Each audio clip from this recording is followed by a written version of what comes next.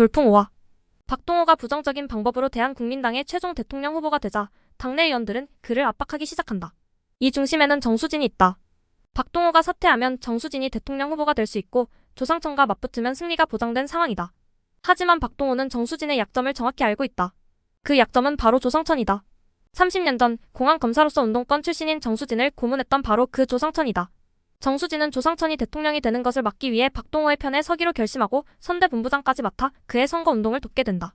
선거철이 되자 북한은 연일 미사일을 발사하고 신한당의 조상천은 이것이 모두 장일준 정부의 북한 지원 정책 때문이라며 비판한다. 정수진은 조상천이 대통령이 되는 것을 막기 위해 박동호와 거래를 시도한다. 그녀는 박동호에게 조상천을 무너뜨릴 치명적인 정보를 제공하고 그 대가로 자신의 면죄부를 요구한다.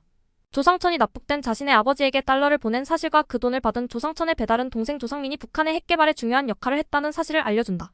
이 정보는 태극기 부대의 정신적 지주인 조상천에게 큰 타격이 될 수 있었다. 정수진이 요구한 것은 민정수석 자리에 자신의 사촌 오빠인 정필규 차장검사를 앉히는 것이었다. 이는 사모펀드와 관련된 수사를 막기 위한 것이었고 박동호는 이를 거절할 수 없었다. 박동호는 정수진의 제안을 받아들여 조상천을 쓰러뜨릴 무기를 손에 넣는다.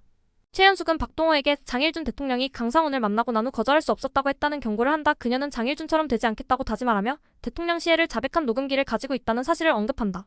이 말은 정수진에게 부활의 신호탄이 된다. 박동호가 차고 있던 손목시계는 정수진이 설치한 도청 장치가 있는 시계였다. 이는 박동호가 대한국민당 대통령 후보가 되면서 영부인에게서 받은 시계로 10년 전 장일준과 서로의 시계를 바꿔 차며 약속했던 그 시계였다. 장일준과의 인연을 강조하기 위해 다시 차고 있었던 시계는 도청 장치가 설치된 것이었다. 이 모든 것이 정수진의 계획이었다. 정수진은 박동호가 최현숙의 금고에 있는 녹음기의 존재를 듣고 있었다. 그녀는 박동호가 대통령이 된 후에도 자신의 요구를 들어주지 않자 장일준 대통령 시해를 자백한 녹음기를 재생시켜 박동호를 압박한다. 박동호를 제거할 수 없다면 이 강력한 무기를 통해 완벽하게 지배하려고 마음먹은 것이다.